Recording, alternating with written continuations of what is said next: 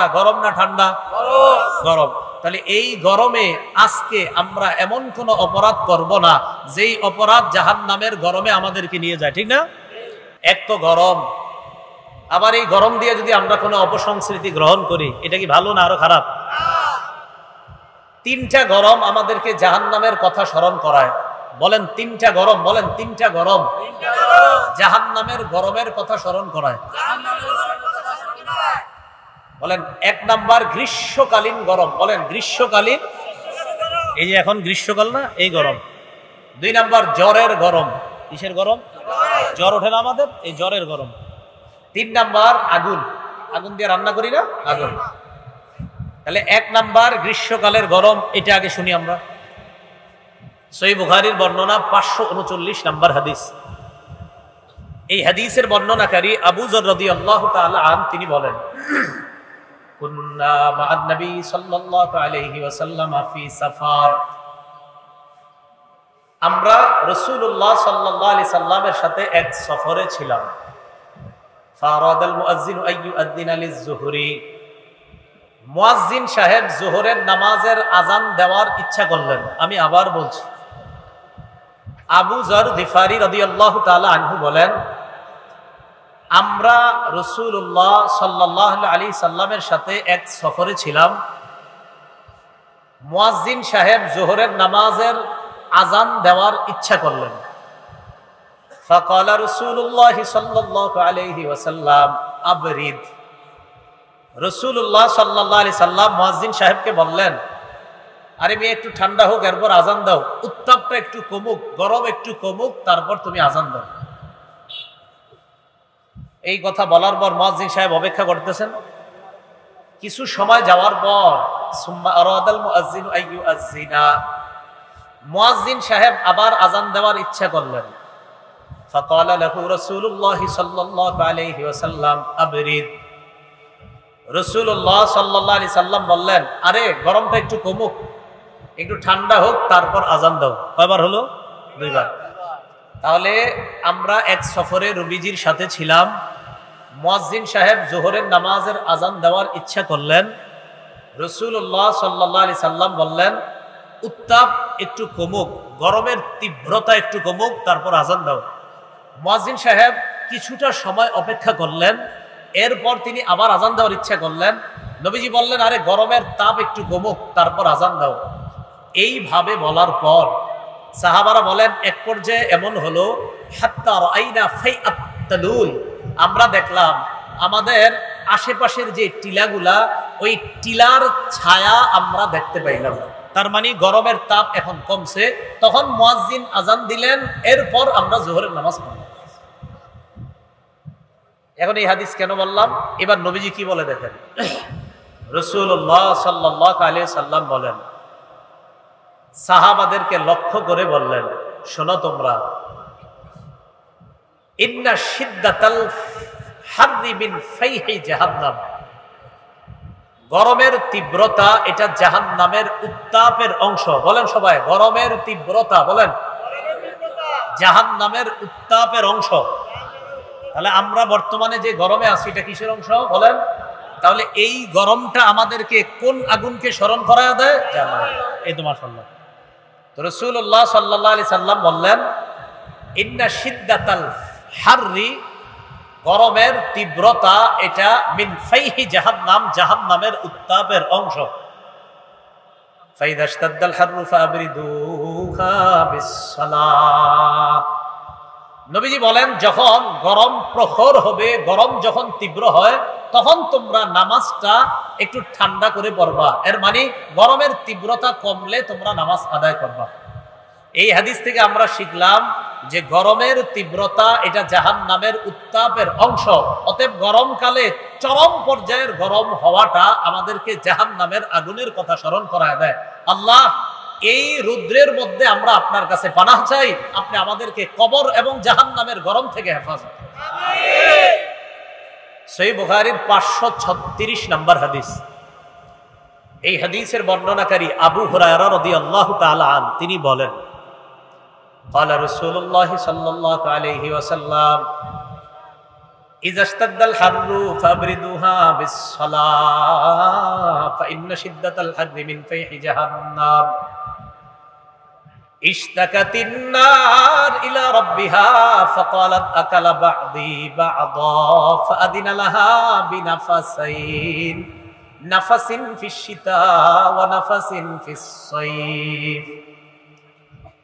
রাসূলুল্লাহ সাল্লাল্লাহু আলাইহি সাল্লাম বলেন, গরম যখন তীব্র আকার ধারণ করবে তখন তোমরা নামাজ ঠান্ডা করে পড়বা, কেননা গরমের তীব্রতা জাহান্নামের উত্তাপের অংশ।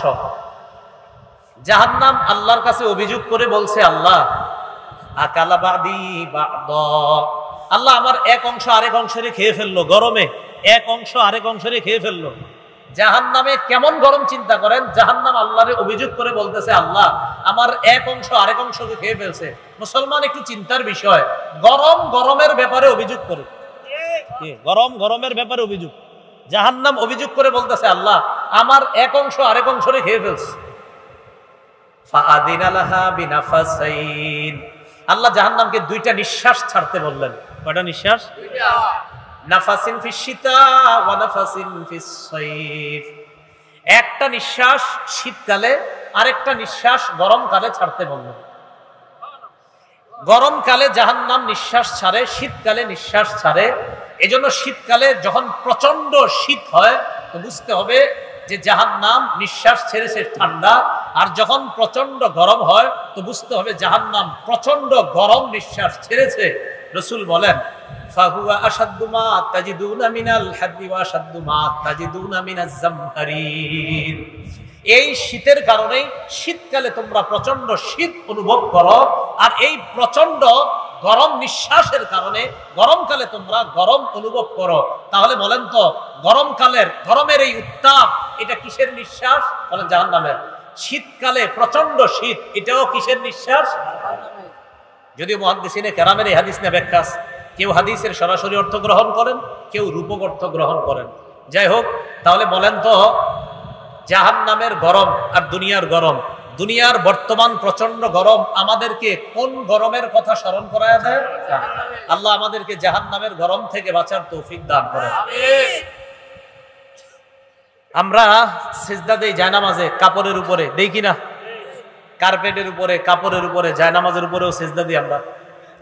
সহিহ বুখারীর বর্ণনা 542 নম্বর হাদিস। এই হাদিসের বর্ণনাকারী আনাস ইবনে মালিক রাদিয়াল্লাহু তাআলা তিনি বলেন, কুন্না ইদা সাল্লাইনা খালফা রাসূলিল্লাহি সাল্লাল্লাহু আলাইহি ওয়াসাল্লাম বিয-যাহাইরি ফাসাজাদনা আলা সিয়াবিনা ইত্তিকা আল হার। আনাস রাদিয়াল্লাহু তাআলা আনহু বলেন, আমরা যখন রাসূলুল্লাহ সাল্লাল্লাহু আলাইহি সাল্লামের পিছনে গরমকালে যখন সালাত আদায় করতাম, তখন আমরা গরম থেকে বাঁচার জন্য কাপড়ের উপর সিজদা করতাম। সুবহানাল্লাহ। এই জন্য তো জায়নামাজে সিজদা করা যায়, কার্পেটে সিজদা করা যায়, যে হাদিস দলিল। কার্পেটে জায়নামাজে সিজদা দেওয়া যায়, আপনার মাটির উপরে কিছু বিছিয়ে নামাজ পড়া যায় আছে। এই যে সাহাবারা বলেন, গরম থেকে বাঁচার জন্য আমরা কাপড়ের উপর সিজদা করতাম। তাহলে গেল আমাদের প্রথম শিরোনামে। আবার আসেন, কয় গরম আমাদেরকে জাহান্নামের গরমের কথা স্মরণ করায়? 1 নাম্বার গ্রীষ্মকালীন গরম, মানে এই যে বর্তমান যে আপনার গরমকালের যে গরম, এটা জাহান্নামের গরমকে স্মরণ করায়। 2 জ্বরের গরম। সহিহ বুখারীর বর্ণনা 3263 নম্বর হাদিস। এই হাদিসের বর্ণনাকারী আম্মা জান আয়েশা সিদ্দিকা রাদিয়াল্লাহু তাআলা আনহা তিনি বলেন, قال رسول الله صلى الله عليه وسلم الحمى من فيح جهنم فابردوها بالماء। রাসূলুল্লাহ সাল্লাল্লাহু আলাইহি সাল্লাম বলেন, জ্বর এটা জাহান্নামের উত্তাপের অংশ। জ্বর এটা জাহান্নামের উত্তাপের অংশ। বলেন সবাই, জ্বর জাহান্নামের উত্তাপের অংশ। বলেন, জ্বরের যে তাপ, জ্বরের যে গরম, এটা কোন উত্তাপের অংশ? জাহান্নামের। ফাবরিদুহা বিল মা। নবীজি বলেন, তোমরা এই গরম উত্তাপটাকে ঠান্ডা পানি দিয়ে ঠান্ডা করো। তোমরা গরম উত্তাপকে ঠান্ডা পানি দিয়ে ঠান্ডা করো। তাই তো জ্বর হইলে মাথায় যে পানি দেই আমরা, এটা হাদিস দ্বারা প্রমাণিত। কি দ্বারা প্রমাণিত? হাদিস দ্বারা। সহিহ বুখারীর 3263 নম্বর হাদিস। আম্মা জান আয়েশা সিদ্দিকা রাদিয়াল্লাহু তাআলা আনহার বর্ণনা, নবীজি বলেছেন, আল হুম্মা মিন ফাইহি জাহান্নাম, জ্বর এটা জাহান্নামের তীব্র উত্তাপ। কিতাবের অংশ। সুতরাং তোমরা এই জ্বরের যে গরম এটাকে পানি দিয়ে তোমরা ঠান্ডা করো। তাহলে জ্বর হইলে পানি দেওয়ার দলিল আসেনি? তৃতীয় গরম হলো দুনিয়ার এই গরমটা আমরা আগুন দিয়ে রান্না করি গ্যাসের চুলায়, তো এই আগুনও জাহান্নামের আগুনকে স্মরণ করায়। সহিহ বুখারীর বর্ণনা 3265 নম্বর হাদিস। এই হাদিসের বর্ণনাকারী আবু হুরায়রা রাদিয়াল্লাহু তাআলা আন তিনি বলেন, ক্বালা রাসূলুল্লাহ সাল্লাল্লাহু আলাইহি ওয়াসাল্লাম নারুকুম জুজউম মিন 70 জুজআম মিন নারি জাহান্নাম। রাসূলুল্লাহ সাল্লাল্লাহু আলাইহি সাল্লাম বলেন, তোমাদের যে আগুন, দুনিয়াতে যে আগুন, এই আগুন জাহান্নামের আগুনের 70 ভাগের 1 ভাগ।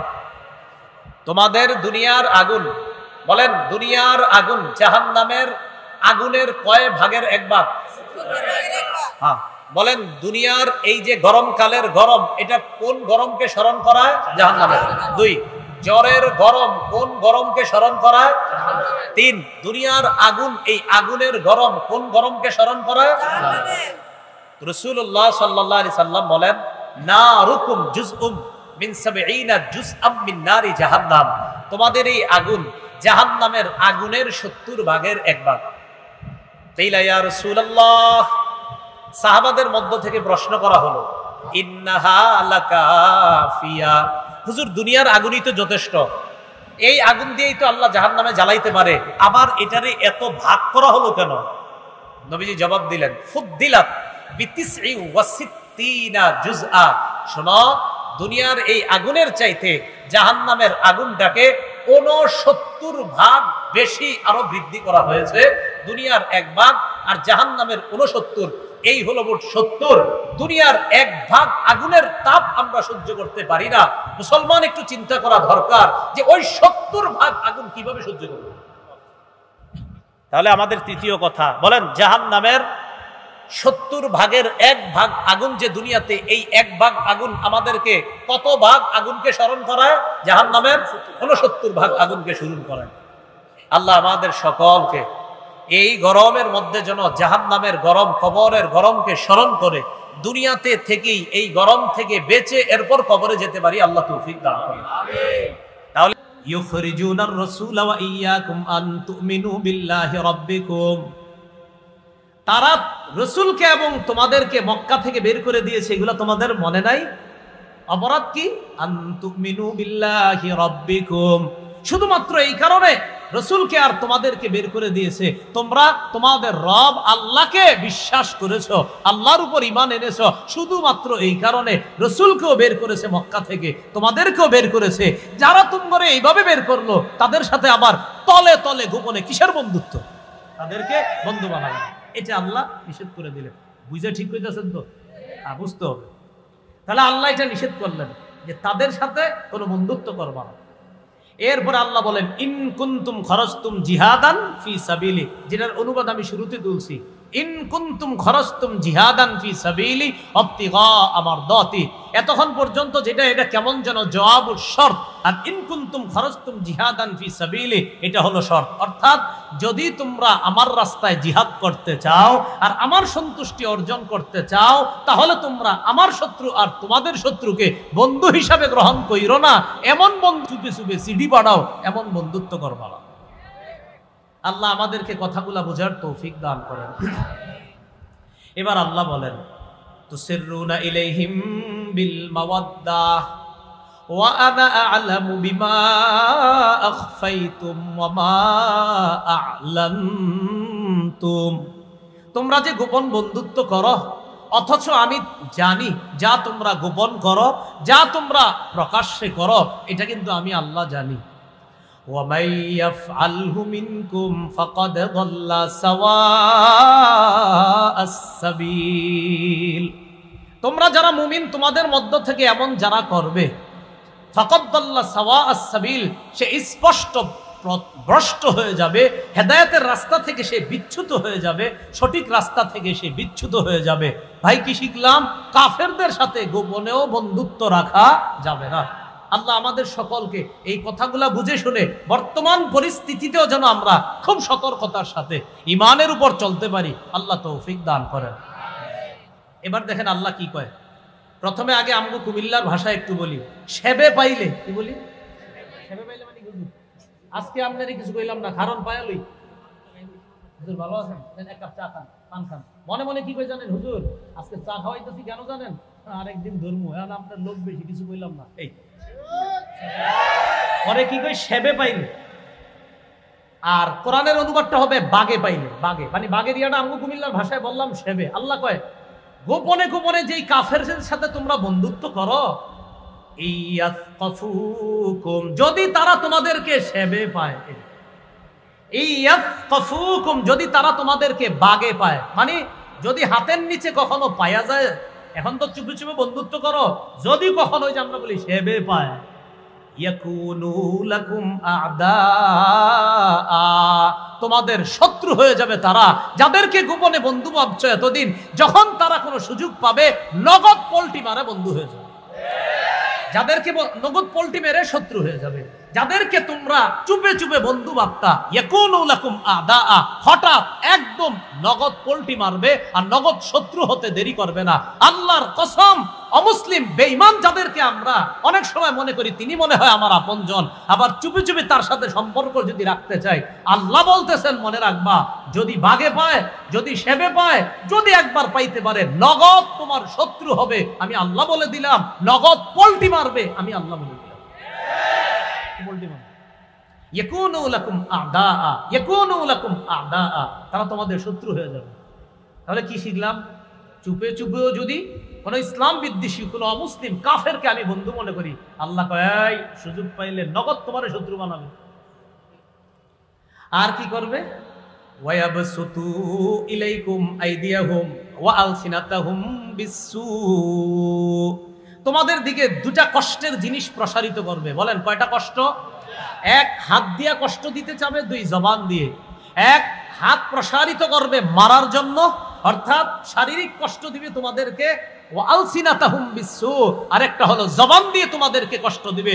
সারা পৃথিবীর বেঈমান শক্তি এখন জবানেও অস্ত্র দিয়েও আমাদেরকে কষ্ট দিবে। এই জন্য আল্লাহ বলছে ইয়াবসুতু ইলাইকুম, হাত প্রসারিত করবে তোমাদের দিকে, আইদিয়াহুম, তাদের হাত, ওয়া আলসিনাতাহুম, তাদের জিহ্বা, বিসসুই, কষ্ট দেওয়ার জন্য প্রসারিত করবে। এই জন্য মনে রাখবেন, অনেক সময় কুফরি শক্তি যেগুলা, এগুলা মাঝে মাঝে এক হয়ে কয় আরে এই কাজটা ঠিক হয় নাই, আপনি মনে রাখেন সব কুফরি শক্তি মুসলমানের বিরুদ্ধে এক, সব কুফরি। আল্লাহ এখনো আমাদেরকে বুঝার তৌফিক দান করেন। তাহলে এই অনুবাদটা আবার মনে রাখেন, ইয়াসকাফুকুম, যাদেরকে গোপনে বন্ধু ভাবো, যাদের কাছে গোপন বন্ধুত্বের হাত বাড়াও, তারা যদি তোমাদেরকে বাগে পায়, আমগো কুমিল্লার ভাষায় সেবে পায়, ইয়াকুনু লাকুম আ'দা, তারা তোমাদের শত্রু হয়ে যাবে। ওয়ায়াবসুতু ইলাইকুম, তারা তোমাদের দিকে প্রসারিত করবে, আইদিয়াহুম, হাত, ওয়া আলসিনাতাহুম, জিহ্বা, বিসসুই, কষ্ট দেওয়ার জন্য। আর কামনা করবে কি জানো? ওয়াওয়াদ্দু লাউ তাকফুরুন, আর কামনা করবে তোমরা সবাই যদি কাফের হয়ে যাইতা। নাউজুবিল্লাহ। কামনা করবে কি? তোমরা সবাই যদি কাফের হয়ে যাইতা। এবার দেখি আপনারা ওই হাতেব ইবনে আবি বালতাআ রাদিয়াল্লাহু তাআলা আনহুর ঘটনা বুঝে থাকলে বলেন তো, তিনি মূলত কি জন্য চিঠিটা পাঠাইতে চাইছে? ওনার কিছু আত্মীয়রা আছে এখনো, ওদের উপর যেন কোনো আক্রমণ না আসে, তাদেরকে বাঁচানোর জন্য। এবার আল্লাহ কি বলে দেখেন, লান তানফাকুম আরহামুকুম ওয়ালা আওলাদুকুম ইয়াউমাল কিয়ামাহ, তোমাদের আত্মীয় স্বজন, তোমাদের সন্তান কিয়ামতের ময়দানে তোমাদের কোনো কাজে আসবে না। ইয়াফসিলু বাইনাকুম, আল্লাহ তোমাদের মাঝে ফয়সালা করবেন। ওয়াল্লাহু বিমা তা'মালুনা বাসীর, তোমাদের কর্মকাণ্ড সম্পর্কে আল্লাহ অবগত আছেন। আল্লাহ তোমাদের কর্মকাণ্ড দেখতেছেন। বলেন আল্লাহ আমাদের কর্মকাণ্ড দেখতেছেন। আমরা মুসলমানদের অধঃপতনের অন্যতম কিছু কারণের মধ্যে একটা হলো, মুসলমানরা মুসলমানের অধিকার আদায়ের শ্রেষ্ঠ একটা উপায় হলো জিহাদ। এই জিহাদ মুসলমান এমন ভাবে ভুলে যাচ্ছে যেন জিহাদ যে একটা ফরজ বিধান সময় মতো, এটা মুসলমান নাম শুনলেই জিহাদ।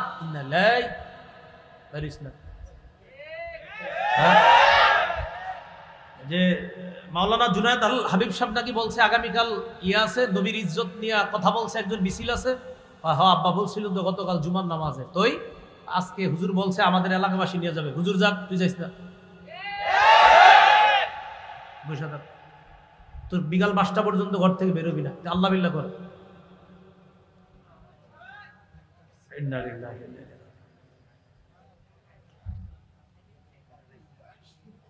বলছিলাম মুসলমানরা অধঃপতনের অন্যতম একটা কারণ মুসলমানদের, সেটা হলো মুসলমান জিহাদের সঠিক অর্থ না জানা এবং জিহাদের ব্যাপারে মুসলমানদেরকে উল্টা পাল্টা বুঝানো আর সেটা তারা বুঝে নেওয়া। আজকে আমার সাথে একটু বলেন, বলেন জিহাদ এবং সন্ত্রাস সম্পূর্ণ আলাদা। সন্ত্রাস অপবিত্র, জিহাদ পবিত্র। বিশ্ব সন্ত্রাস, বলেন বিশ্ব সন্ত্রাস মুক্ত দেখতে চাইলে, এবার বলেন বিশ্বকে সন্ত্রাস মুক্ত দেখতে চাইলে সন্ত্রাস প্রতিহত করার শ্রেষ্ঠ ঔষধ প্রয়োগ করতে হবে। সন্ত্রাস নামক অপবিত্র, বলেন সন্ত্রাস নামক অপবিত্র কর্মকাণ্ড দূর করার শ্রেষ্ঠ পবিত্র পদ্ধতি হলো জিহাদ। বলেন তো, সন্ত্রাস নামক অপবিত্র এটারে যদি দুনিয়া থেকে দূর করার কোন ধরনের উপায় আমরা অবলম্বন করি, আহারে সন্ত্রাস মুক্ত বিশ্ব দেখতে চাই, সন্ত্রাস মুক্ত সমাজ দেখতে চাই, সন্ত্রাস মুক্ত বাংলাদেশ দেখতে চাই, আল্লাহর কসম সারা পৃথিবী যদি সন্ত্রাস মুক্ত দেখতে চাই তাহলে শ্রেষ্ঠ পবিত্র বিধান জিহাদের বিকল্প আর কিছু নেই। কিন্তু এই বিষয়টা আপনার বুঝতে হবে, এটা আরেকজনকে আপনি বুঝাইতে হবে। যেমন আপনার ঘরে এরকম লোক আছে যিনি আপনার বলবে, এ বেটা জিহাদ মানি, তোর বেটা এই সন্ত্রাসগিরি গিরি আপনি বলবেন না জিহাদ আর সন্ত্রাস আলাদা। এর মুখ দিয়া বলাইবেন যে আপনি বলেন সন্ত্রাস অপবিত্র, জিহাদ পবিত্র। এর বলাইবেন যে ব্যক্তিগুলা বলবেন সন্ত্রাসী দূর করার শ্রেষ্ঠ উপায় হলো জিহাদ। এরপরে তারে বুঝাবেন আবু জাহেল সন্ত্রাসী ছিল, নমরুদ সন্ত্রাসী ছিল, ফেরাউন সন্ত্রাসী ছিল, আবু জাহেল এমন সন্ত্রাসী ছিল। কাবা চত্বরে আমার হাবিব নামাজের মধ্যে দাঁড়াইছে, উকবা ইবনে আবি মুআইদ, বুখারীর বর্ণনা, উকবা ইবনে আবি মুআইদকে পাঠাইছে, আবু জাহেল ঘোষণা করছে কে পারবা অমুক এলাকায় যাওয়ার পর আইয়ুকুম ইয়াতি বিজাজুরি আলি ফুলান, অমুক এলাকার ওটের নারী বুড়ি রক্ত গোবর গুলা আনবা। আনার পর মুহাম্মদ যখন সিজদায় যাবে সাল্লাল্লাহু আলাইহি ওয়াসাল্লাম, সিজদায় যাওয়ার পর অমুক এলাকার ওটের নারী বুড়ি পচা রক্ত মুহাম্মদের কাঁধের উপর দিবা। এরকম কে পারবা? উকবা ইবনে আবি মুআইদ দাঁড়ায় গেছে, আমি পারবো, যাও নিয়ে আস। সে গেছে, যাওয়ার পর সত্যি সত্যি ওটের নারী বুড়ি ওটের পায়খানা গোবর নিয়ে আসছে। নবীজি সিজদায় গেছে, বাস্তবে কি রসুলের কাঁধ মুবারকের উপরে ওটের নারী বুড়ি পচা রক্ত গোবর আল্লাহ রসুলের কাঁধের উপর চাপায় দিচ্ছে। এটা আপনি আপনার এলাকার ভাইকে বুঝান যে দেখো এটা কি, এটা সন্ত্রাসী। আমার নবী কাবা চত্বরে দাঁড়ায় দিচ্ছে, কাবায় দাঁড়ায় আল্লাহ রসুল সাল্লাল্লাহু আলাইহি সাল্লাম ইবাদত করবে। ওই পাপিষ্ঠ আবার আসছে উকবা। আসার পর নবীর গলা মুবারকের মধ্যে একটা চাদর পেঁচেছে, চাদর পেঁচায় চাদর দুই দিক থেকে এইভাবে জোরে টান দিচ্ছে, এইভাবে চাদর পেঁচায় নবীর গলায় জোরে টান দিছে। বুঝান, আপনি প্রতিবেশীর বুঝান, এই ঘটনা শোনান। বুখারীতে আসছে যে আমার নবীর গলার মধ্যে এক পাপিষ্ঠ কাফের উকবা এইভাবে চাদর দুই পাশ দিয়ে পেঁচায় এইভাবে টান দিছে যে রসুলকে ফাঁসি দিয়ে মেরে ফেলবে। আবু বকর সিদ্দিক রাদিয়াল্লাহু তাআলা আনহু আসছে, আসার পর তার একটা ধাক্কা মারছে, ধাক্কা মেরে আবু বকর সিদ্দিক রাদিয়াল্লাহু তাআলা আনহু বললেন, আতাকতুলুনা রাজুলান আইয়াকুলা রাব্বি আল্লাহ ওয়াকাদ জাআকুম বিল বাইয়িনাতি মির রাব্বিকুম। একটা মানুষকে কি এই কারণে তোমরা হত্যা করবা যে ব্যক্তি বলে আমার রব হলেন আল্লাহ, রব্বি আল্লাহ, যে ব্যক্তি বলে আমার রব হলো আল্লাহ, ওয়াকাদ জাআকুম বিল বাইয়িনাতি মির রাব্বিকুম, আর তিনি এই রব যে আল্লাহ এটার সপক্ষে তোমাদের কাছে প্রমাণ আদিও পেশ করেছে, এগুলা নিয়ে উপস্থিত হয়েছে, এরপরেও কি লোকটাকে তোমরা হত্যা করবা? এইভাবে আবু বকর সিদ্দিক তাকে সরায়া দিছে। আমি আপনাদের কাছে জানতে চাই, এইভাবে আমার নবীর গলার মধ্যে চাদর পেঁচায় দুই দিক থেকে টান দেওয়া, এটা কি সন্ত্রাসী কিনা? আবু জাহেল ওর ওটের নারী বুড়ি আইনা আল্লাহ রসুলের কাঁধের উপরে দেওয়া, এটা সন্ত্রাসী কিনা?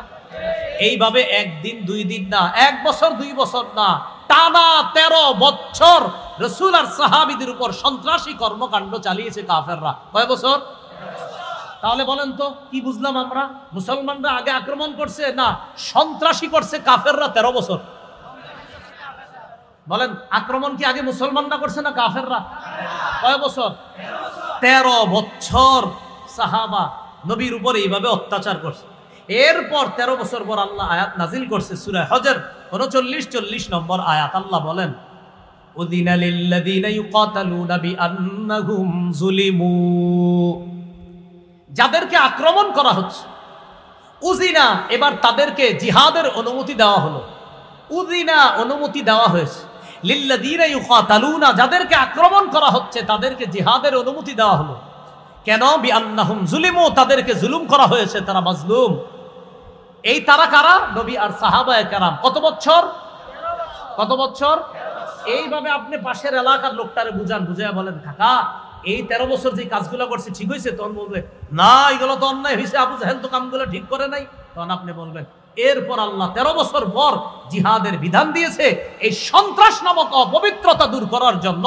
পবিত্র জিহাদ আল্লাহ দিয়েছেন 13 বছরের অপবিত্রতা যেন দূর করে, তখন আল্লাহ জিহাদের বিধান দিয়েছে। তাহলে অপবিত্র সন্ত্রাসগিরি কয় বছর করছে কাফেররা? এরপরে জিহাদের বিধান দিয়েছে। এইভাবে আপনি এটা পার্সোনালি বুঝাইতে হবে, আগে মুখ দিয়ে স্বীকার করাইবেন কাকা বলেন আবু জাহেল কামটা ঠিক করছে? তো বলবে না। বলেন উকবাই কাজটা ঠিক করছে? বলবেন না। তখন জিজ্ঞেস করবেন ওনারে বলেন তো কি করা দরকার? বলবে আরে আমি থাকলে তো ওর খবর আছিল। বলবে উনি, মানে বলবে হ্যাঁ এই 13 বছর শুধু সহ্য করছে, এরপর আল্লাহ বিধান দিছে। সাহাবাদের মন চাইছে কিছু করতে, করে নাই। কেন? আল্লাহ বলে নাই। 13 বছর পর উযিনা, তখন আল্লাহর পক্ষ থেকে অনুমতি দেওয়া হয়েছে। পরের আয়াতে আল্লাহ বলে সূরা হজর 40 নম্বর আয়াত, তারা কারা যাদেরকে আক্রমণ করা হয়েছে? আল্লাযীনা উখরিজু মিন দিয়ারিহিম বিগাইরি হাক্কিন ইল্লা আইয়াকুলু রাব্বুনাল্লাহ, যাদেরকে তাদের ঘর থেকে বের করে দেওয়া হয়েছে অন্যায়ভাবে। তাদের অন্যায়টা কি? বলার পরে নাউজুবিল্লাহ পড়বেন। তাদের অন্যায় হলো তারা এটা বলতো আমাদের রব হলো আল্লাহ। আল্লাহকে রব বলাটা কাফেররা অন্যায় হিসেবে সাব্যস্ত করছে। আল্লাহ আমার রব, এটা হলো অন্যায় তাদের। তোমরা আল্লাহর রব বলবা, আল্লাহ কয় তারা বলতো আমাদের রব আল্লাহ।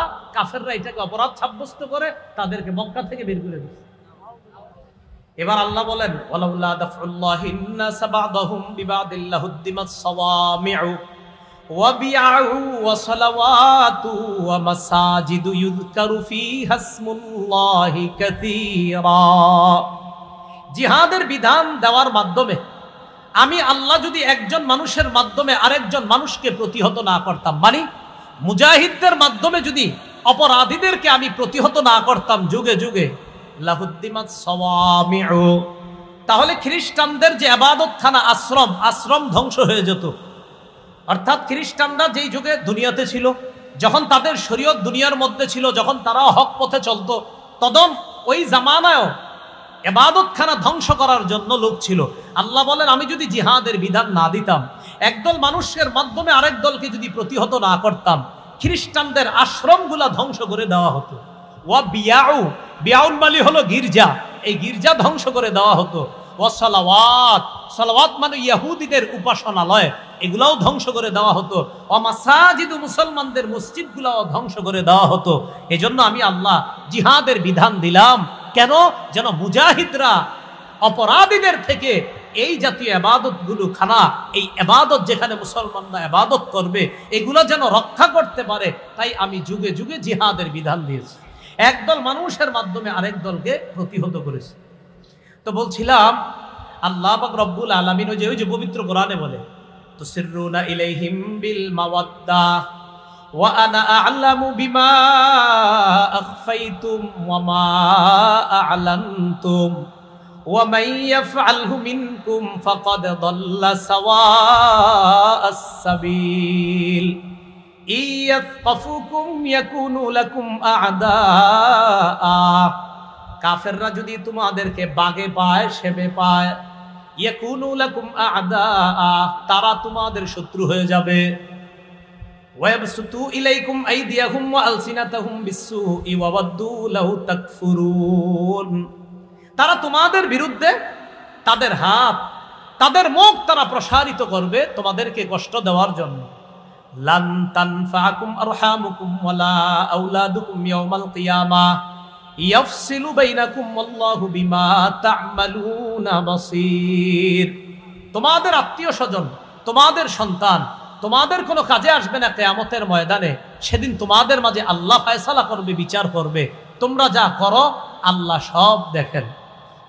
তো আল্লাহ পাক রব্বুল আলামিন এই আয়াতগুলোর মধ্যে এটাও বলে দিয়েছেন, আনতুমিনু বিল্লাহি রাব্বিকুম, তোমরা যে আল্লাহর প্রতি ঈমান আনো, তোমাদের রবের প্রতি যে তোমরা ঈমান আনো, এই আল্লাহর প্রতি ঈমান আর রবের প্রতি তোমরা যে ঈমান আনো, এই আল্লাহ আর রবের প্রতি ঈমান আনো, এই কারণে কাফেররা তোমাদেরকে বের করে দিয়েছিল কোত্থেকে?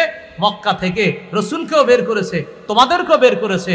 এই বিষয়ে আরেকটা ঘটনা শোনাইলাম যে মুসলমানদেরকে যখন বের করে দিয়েছে 13 বছর নির্যাতন করার পর, তখন আল্লাহ জিহাদের বিধান দিয়েছে। আরেকটা বিষয় এখান থেকে প্রমাণ করার চেষ্টা করেছি, মুসলমান তাদের অধিকার আদায়ের শ্রেষ্ঠ একটা পদ্ধতি যেটা সবার জানা দরকার ছিল, এই পদ্ধতিটা মুসলমান ভুলতে বসেছে। ওই পদ্ধতির নাম কি? অধিকার থেকে বঞ্চিত করছিল। 13 বছর নির্যাতন করছে, যাও ভাগো এখান থেকে, ঘর বাড়িও পাইবা না, কিচ্ছু পাইবা না, সব ছেড়ে গেছে। আল্লাহ কয় অধিকার বঞ্চিত করে ফেললো তাদেরকে। এবার কি করলেন? জিহাদের বিধান দিলেন। তাহলে মুসলমানদের অধিকার পাওয়ার অনেক উপায় আছে, এর মধ্যে শ্রেষ্ঠ উপায় জিহাদ। এত এটা ভালোভাবে আপনি বুঝতে হবে। এরপর আল্লাহ পাক রব্বুল আলামিন বলেন, قد كانت لكم أسوة حسنة في إبراهيم والذين معه। হে মুসলমানগণ, হে নবীর সাহাবীগণ, ইব্রাহিম নবী আর তার সাথে যে ঈমানদাররা আছে তাদের মাঝে তোমাদের জন্য উত্তম আদর্শ আছে। এই আমি আপনি আমরা আমাদের সবার জন্য ইব্রাহিম নবী আর তার অনুসারী যারা, তাদের মাঝে উত্তম আদর্শ আছে। কি উত্তম আদর্শ? মন দিয়ে শুনেন। إذ قالوا لقومهم إنا براء منكم ومما تعبدون من دون الله। ইব্রাহিম নবী তার অনুসারী তারা তাদের সম্প্রদায়কে বলেছিল, ইন্না বুরাআ, আমরা মুক্ত, মিনকুম, তোমাদের থেকে মুক্ত, আমরা সম্পর্ক ছিন্ন করলাম, মিনকুম, তোমাদের সাথে সম্পর্ক ছিন্ন করলাম, ওয়া মিম্মা তা'বুদুনা মিন দুনিল্লাহ, আল্লাহ ছাড়া যাদের ইবাদত করো তোমরা তাদের থেকেও সম্পর্ক ছিন্ন করলাম।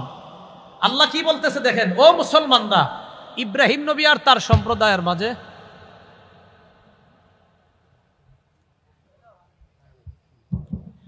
আল্লাহ পাক রব্বুল আলামিন বলেন, ও মুসলমানরা, ইব্রাহিম নবী আর তার সম্প্রদায়ের মাঝে, ইব্রাহিম নবী আর তার সাথে যারা ঈমানদার তাদের মাঝে তোমাদের জন্য আদর্শ আছে। কয় কিসের মাঝে?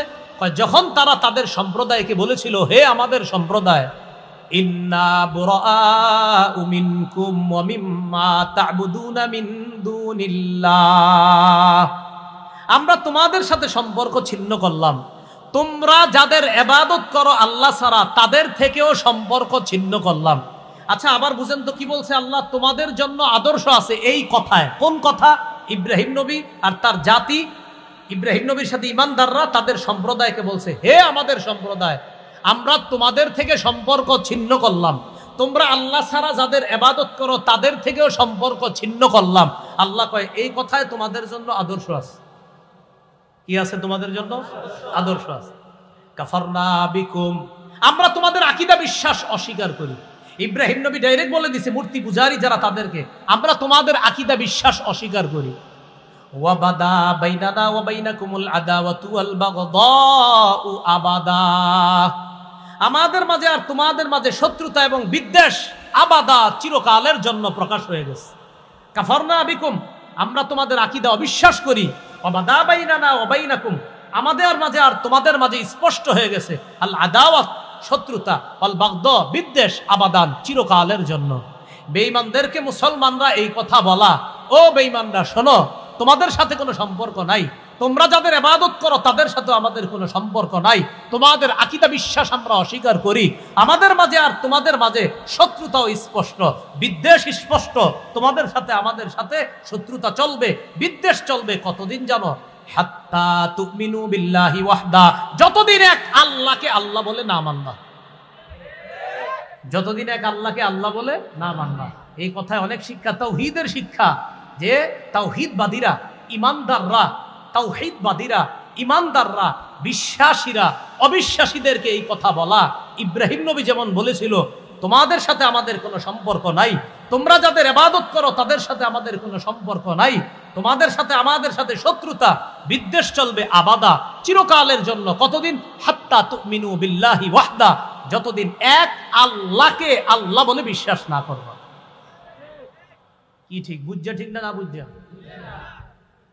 বুঝতে হবে যে আল্লাহ বলছে তোমাদের জন্য আদর্শ আছে। এই জায়গায় বললাম হ্যাঁ আদর্শ আছে, কিন্তু আদর্শটা আমরা গ্রহণ করলাম না, তাহলে কিন্তু হবে না। আমাদের ওসামা ভাই চলে আসছে, নারে তাকবীর। আল্লাহ ভাইয়ের হায়াতে বরকত দান করেন, সকলে বলে আমিন। আল্লাহ তাকে ভরপুর কবুল করেন, বলে আমিন। তো যাই হোক, ইল্লা কাউলা ইব্রাহিম লি আবিহি লা আস্তাগফিরান্না লাক ওয়া মা আমলিকু লাকা মিনাল্লাহি মিন শাই। ইব্রাহিম আলাইহিস সালাতু ওয়াস সালামের একটা কথা ছিল,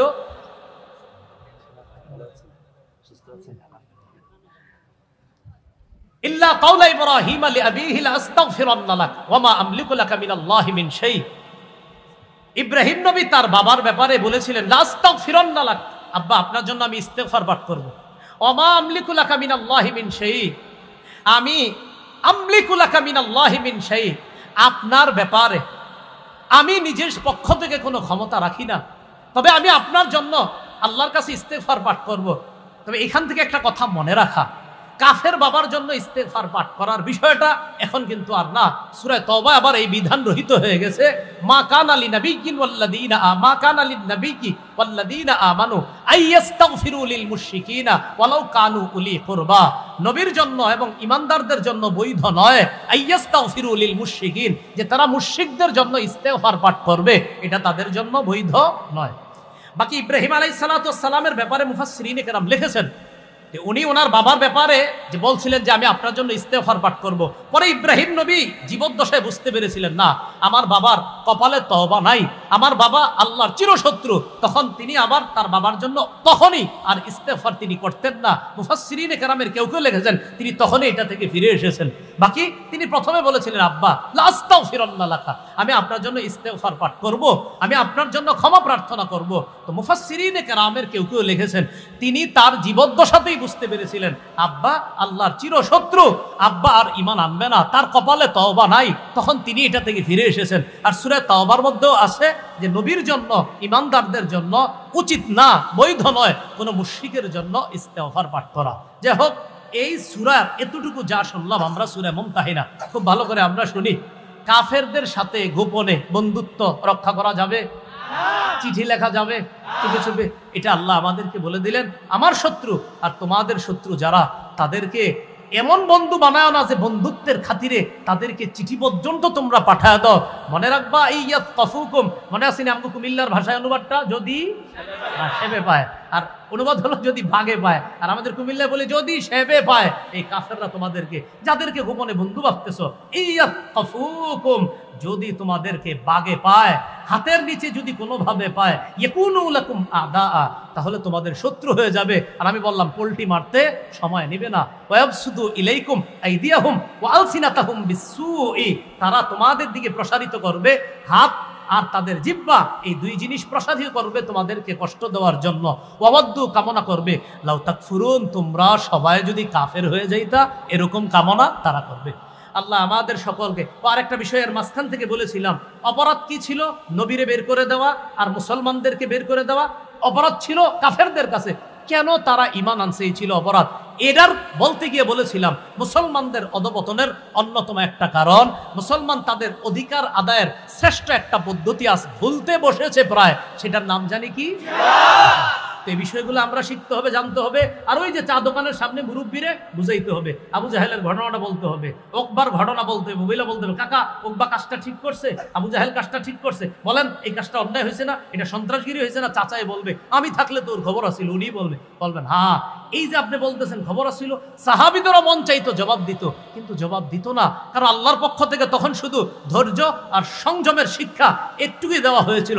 13 বছর শুধু সবর করেছে, ধৈর্য ধারণ করেছে। 13 বছর পর আল্লাহ বলেছেন উযিনা লিল্লাযিনা ইউকাতালুনা বিআন্নাহুম যুলিমু, যাদেরকে আক্রমণ করা হচ্ছে তারা মাজলুম, তাদের উপর জুলুম করা হয়েছে, তাদেরকে সম্পদ হারা করা হয়েছে, ঘর বাড়ি ছাড়া করা হয়েছে। এবার আর না, এবার জিহাদের মাধ্যমে অধিকার আদায় করতে হবে। এটা হলো। আল্লাহ আমাদের সকলকে যে কথাগুলো শুনলাম বললাম, আলী হাসান ওসামা ভাই আলোচনা করবে ইনশাল্লাহ, এরপর আমাদের মোহতারাম হযরত মাওলানা আইয়ুবী সাহেব হুজুর আসবেন ইনশাল্লাহ। আমরা শেষ পর্যন্ত ইনশাল্লাহ এইভাবে সুন্দর পরিবেশটা বজায় রেখে আখিরি মুনাজাত করে যাব ইনশাআল্লাহ। আল্লাহ আমাদের সকলকে যে কথাগুলো শুনলাম বললাম, আমরা সবাই যেন ইসলামের জন্য একতাবদ্ধ হয়ে ইনশাআল্লাহ ভবিষ্যতে আমরা কাজ করতে পারি, আল্লাহ তৌফিক দান করেন।